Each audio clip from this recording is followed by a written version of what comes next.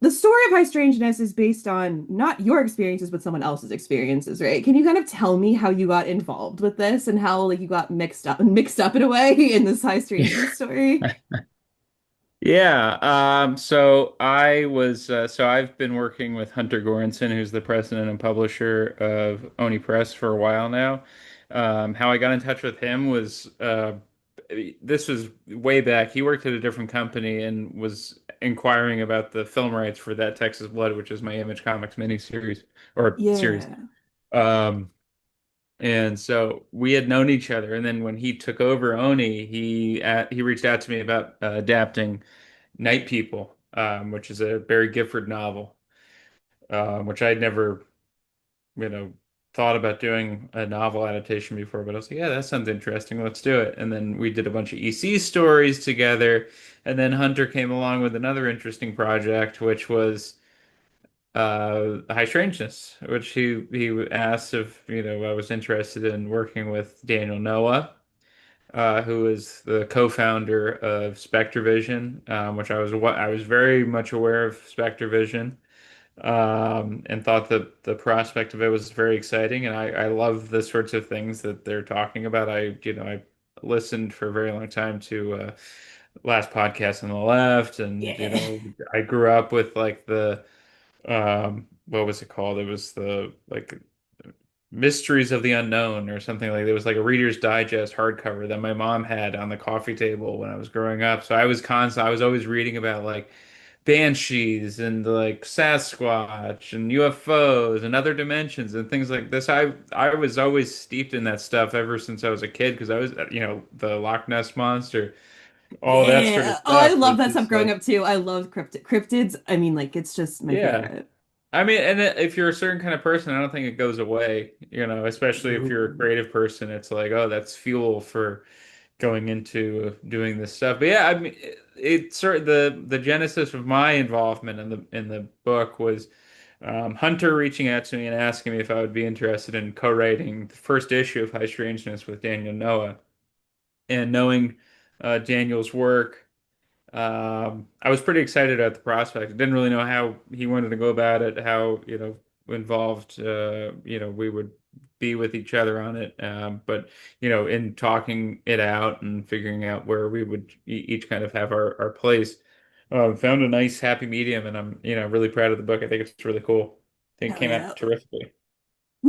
I'd love to hear about how you struck that balance between the two of you in writing this, because I know, again, like this is kind of based on Daniel's own kind of experiences in collecting stories, and then you're coming in with like way more experience with comics. So how Yeah. did that work, the collaboration between the two of you in writing? Like, first off, just writing the scripts for Yeah. the first issue. So it is based on Daniel he would call himself an experiencer. Yeah. So it is Okay. based on his experiences to a large extent, but it's also based, especially um, our collective issue that we did together, this first issue, this debut issue. It's very much based on the experiences, the life of John Keel, who wrote a Oh, book called The cool. Mothman Prophecies. Yeah. I love the Mothman prophet. I'm a big Mothman freak, and I love the Mothman prophecies in High Strange and Oh like yeah, him it's a his great. concept and like his descriptions of high strangeness. So I had a feeling, but that's cool to hear. Okay. Yeah. So our character isn't named John Keel, of course, because John Keel is John Keel. We call him Harry Keene, and so I sat down and read through Mothman Prophecies and picked up as much of the character as I thought we should use, and really, so I mean the process of writing was Daniel had an outline that he had written for all of the Okay. issues. I believe it's six Okay. issues, if I'm not mistaken. And they're all page, 2 page, 3 pages, I think at the most for each issue. I think ours was 1 page, maybe one and a half, something like that. And Okay. so off of that and conversations that we had, I went off and wrote the first draft of the script. And so Okay. I wrote what I thought we would do, and very much kept to what Daniel was thinking. I wanted it to be his book. I brought what I bring more than anything is the voice, and I try to bring an atmosphere to the scenes And so that was what I tried to bring to it as a writer. But I really wanted this to be Daniel's book as much as Hmm. possible, which was something that I did in the Night People adaptation that I did as well, which I tried to retain as much of um, Barry's voice in that book because he has such a unique voice, and I feel like the same thing is true of Daniel. And obviously, again, you had mentioned that he's an experiencer, so didn't want to betray that. Um, you know, this is important to him, and so I wanted to retain as much of that as possible. So I wrote the first draft, and with our editor Bess, went through that draft, and we kind of come through it, and Daniel and her had some notes, and I did a second draft, and then handed it off to Daniel at that point, to which he Oh, then did another revision on that draft, which I know that he was sort of like he didn't want to step on my toes, and I had to kind of say to him, "Hey, no, this is your story. Feel free to do whatever you want to do or need to do." And then so at that point, after that draft, that's when Dave started drawing it. hell But yeah, yeah. that tends to be how I do collaborations in general. It's kind of hard thing to do, especially because it's such a solitary job. Yeah. I think the best way to do it, at least that I've discovered, was just I mean, you can sit down with somebody and like hash out ideas, and you could do that, and that's good. And I definitely love doing that. But the actual writing of it, I feel like it's better to just have one person set it down and then you can revise together. I'm actually doing another book Yeah. right now that I'm doing the exact same thing. We're actually splitting it up. So this next project that I'm working on, it hasn't been announced yet, so I can't really talk about the details of it. But I'm writing issue one, that the other person's writing issue two, and then I'm writing issue three. So we're each doing an issue. It's a 6 issue mini, so we're each doing an issue. And we're each writing an Cool. issue and then revising together. So our voices are in all of the issues, but one person has like their stamp on one particular issue. That's And so that was smart. how Daniel and I collaborated on this as well. Oh, cool. That's so smart. So I since had you read the Mothman prophecies before? Was this your first time like reading it or No, it was my experience? first time reading. I had heard about it. I knew about Cool. it. I had obviously, I grew up in the 90s and the early 2000s, so I was like aware of the movie that came out and was like, is that what this is? So I was not a reader of John Keel before this, but I was aware of it and was excited to get to read it. So that was kind of the thing. It gave me an excuse to sit down and read it. Did it blow Um, your mind? Did it blow your mind? Like, but not it blow did. your mind I necessarily, but like it's enjoyed it so much. crazy. It's like It it's is so much crazy. more detailed than you think. And like Well, yeah, I don't again, know if you've ever read Charles Fort, but it reminds me a lot of Charles Fort. So Fort, if you ever heard of the term Fortean. yeah, oh yeah, the Fortean That Times. I know refers to all. Yeah. Charles Fort. Yeah. So Charles Okay. Fort was this guy. He wrote these books like called Low and the Book of the Damned, Oh and he yeah. he didn't Duh. he didn't really like have too much to say on the subject. I think Keel is a little bit more. He gives a little bit more of his perspective. Um, Charles Fort does sometimes give perspective on things, but he generally just sort of writes these strange experiences. Like somebody sees like a city in the distance that shouldn't be there, and then but it's there. They can see it. They can see all the walls of the city. They can see all the buildings, and then as they approach the city, it vanishes like a mirage. And he will just write that, and then go off to the next one. And Yep. that's kind of so he would just write like people's experiences. And I feel like John Keel had a similar sort of, his was more personal. He was writing about his personal, uh, he was in the area. He wrote about the disaster, all this. So he has more of a personal stake in it, I think. And so he does give a little bit more of his personal preferences and his opinions on things. But to a large extent, he also just is recording. And that's one Yeah. of the things that I find fascinating about him, um, is his reporting style. And so that As was a something that I wanted journalist, to bring it's in. yeah, and I love as a journalist myself, I love that he's like reporting on Mothman and Indrid, like all Yes. these crazy things that like that can't be real, but it does kind of I don't know. I'm not saying I fully believe, but it does shift your perspective. It is an interesting kind of like different way of thinking about how like the size of the world, you know what I mean? What might exist in this crazy Yeah, world. I mean, I think you put it a really interesting, but I don't think it's about believing or not believing. I think it's about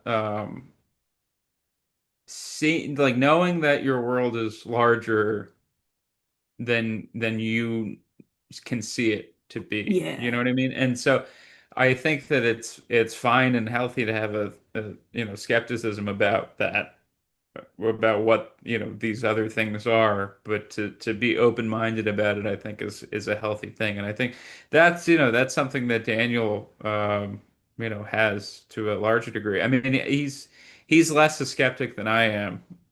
He's an experiencer, so he's seen things and um whereas I would love to experience these things. I mean, I've seen like ghosts and stuff, but I'm always the person who like writes that stuff off as Yeah. I'm not sure what I experienced, but Yeah. I experienced something.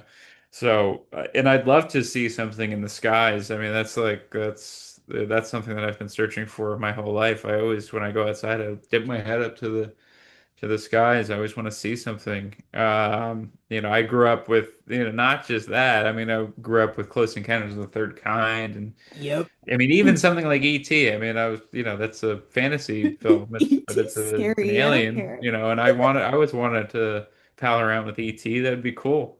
Hell yeah. Um, so, Cool. that all that kind of plays into what we ended up doing with the book. So. That's gotta be so cool though, like as a writer to kind of take these things that you loved as a kid and enrich them even more and write something really cool with another person. I feels very like I know you do so much stuff in the comic world, but it's got to be at least a little bit unique compared to what maybe you do usually with comics and with your writing. Yeah, I mean, I'm always trying to do stuff that's like even in not to talk about, I know we're here to talk about High Strangeness, but even in like that Texas Blood, My Image comic series, there's like even in that there's like hints of potentially something supernatural happening. Yeah. It's not overt, we're not hitting you on the head with it, but like maybe there's an undercurrent of something and like everybody's just kind of tired. And they're like, I don't know what's happening. Like this is all bad. So I love that kind of like almost like real world, like, treating this like it's like a real world thing, which is very much what Daniel wanted to do with this issue in particular. I mean, I Okay. read through all the stories, and I was brought in very early, so they kind of were like, Okay. "What, if you want to do another one, we'd love you on the first one to read it with Daniel, but if you have an interest in any of the other ones, let us know." And it was kind of a tough choice because they were all really cool. Like, and I've like big, big fan of Bigfoot. I don't know if you can call yourself a fan of a cryptid, but I Oh love Bigfoot. no, I am. I'm a fan of Uh, Bigfoot. Love Bigfoot. yeah, I have a Bigfoot magnet on my fridge, and like I Hell have yeah. and my friends know this about me that I'm a big Bigfoot stan. Have you ever So gone Bigfooting though? no, never. But Oh I my mean, God, I Chris, love the you gotta concept of go. it. I was sidebar. I mean, I used to work on a who's show called Finding Bigfoot and I went Bigfooting for oh it you and did? it was yes. Okay, I've heard of that show. I also there was the what was the Bobcat Goldthwait film? Yes, Willow Creek. Willow Creek was great, and Love Willow yeah, I Creek. mean Legend of Boggy Creek, and there was even a X-Files episode that took place in I think the Yes. Pine Barrens, right? Which is my neck of the woods. So I Yeah, was like, that's I your neck. I was remember gonna when I say. would go down to the Pine Barrens for like a camping trip when I was a kid, and like would wander out in the woods and would try to like find like tracks and stuff. And I mean, this all goes back to that for me, that book, that Mysteries of the Unknown book, which was just some Reader's Digest thing that my mom probably ordered on like you know, uh, just through like a pamphlet in a magazine, in the 70s or something. And I remember there being like a plaster cast of like a foot, and it was like this big, and just being like fascinated by that, like what did it, and obviously some people claim that that's not real, and whatever, and maybe it's not, but I think that it's fascinating to, especially to a young mind, and And now Yeah. as somebody who's a creative and is like, thinks about these things and tries to find stories in these things, I think that it's fascinating. I mean, I wasn't able to do a Bigfoot story this time around for High Strangeness, but I'd love to do something down the road. But that was certainly a tempting one, because there Oh is there yeah. is a Sasquatch story. So, And all the but no, stories are I have connected, never gone right? Bigfooting, Oh but God. that sounds like it would be fascinating. It is. I went Bigfooting with someone who is very, very, very much believes in Bigfoot. So it was a very fascinating experience of trying to be respectful and Yeah, not, because, like, I mean, I love Bigfoot. I'm not the biggest believer, but I thought it was cool, and I just wanted to be respectful because some people really believe in Bigfoot, and you want to be yeah, like respectful and not laugh because it's rude. But like, wow, yeah. I mean, it was a fascinating experience. It was a fascinating experience. that's an interesting point that you bring up because it is a fine line to walk because I mean I'm a skeptic personally, right? So Yeah, I'm not like a yeah, full-blown believer, but I find this stuff fascinating, A, yep, and also I don't ever want to have anybody feel like I'm mocking them because I'm yeah. like literally like the X-Files poster. I want to believe, you know what I mean? I'm the same way Like, though. Like I'm an open to being proved wrong, like for sure. And I also don't want to like be an ass to someone's face because like this woman was like a Bigfoot researcher, and I don't know what that like fully include like involves. But yeah. hey, like that's her life. It's interesting, and like Yeah, who knows? I think Maybe she's that's right. great. I mean, what was it? There was this is a little different, but there was a woman that I was talking to I forget where I was, but this random person I was talking to, I think it was at a Comic-Con actually. And I was doing a signing and she came up to my table. She was just asking directions or something like that. It was like she didn't even mean to be talking to me. But then she was like, "What do you do?" And I was like, "Well, I write comics, but what do you do?" And she told me she's a mineralogist. And she was like, "Oh, I just like I go into rivers and I like pick up stones and I try to figure out what the stones are." And I was like, "This is fascinating. This is so much more fascinating than what I do." And like That's I feel so like that would cool. be how I would feel about talking to somebody who's a Bigfoot expert. You know, it's like what do you do? Like what do you mean? Like It's I've gone to fascinating. UFO conventions and stuff. I went to one Oh, Scottsdale, crazy. Arizona. And that one was cool because obviously the Arizona lights were a big, huge, everybody saw them. There's video of them. Those are Uh, crazy. Those lights. That's some yeah. high strangeness if I've ever freaking heard of Well, it. of course, yeah. And I mean, that's something that is really, truly fascinating to talk to these people and just be like, hey, I was just doing the dishes and I didn't mean to see these things. They were just there.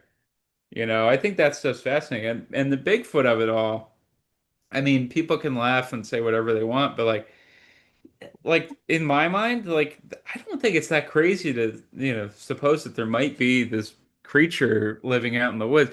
I mean, to me, I mean, it's like we didn't even like know about gorillas until like what 125, 130 years ago, something like that. I might be off on my timing, but like I'm pretty sure that the gorillas weren't even like really known at that time. Like Yep. they were I like, would believe, yeah. I think that's true. Well, and like there's so much forest that we haven't explored. And like, yeah, I know it's a bipedal ape. And like it's silly that maybe we wouldn't find it. But still, you never know. There's still well, mystery I out. mean, There's and still even so if it much doesn't mystery exist out now, there. like it maybe existed at some point in the past, and like so what Yeah, people that's a good saw, point. I Who don't know. knows? Who's to say? I think that's the core of what Daniel is trying to say with the series, and what we kind of came to it with. I think as a collective was like we don't know. Like there's so much that we don't know.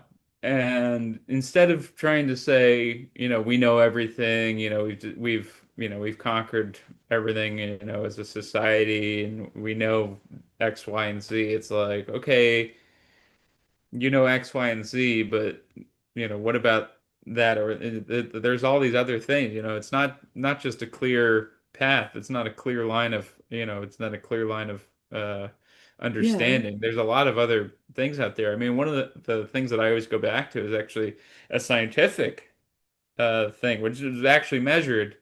And it involves quantum physics, and there was a particle collider that these scientists had there was two walls, there was a slit between them, and they had it was not a particle collide, but it was a particle shoot. It would shoot particles out through that crack in that wall.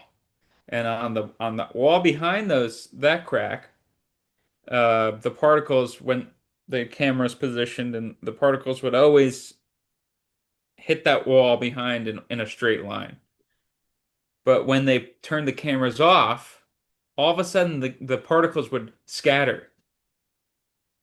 And so it's literally observation changes reality. So if that's true, then a lot of other things can possibly be true. And that's, there's a lot that I think about with like the mind, like what is it about, I mean, we can write it off as, I don't know, just I don't know what we could write it off as, but like why why do I why do I know that the person is looking at me in the car next to mine?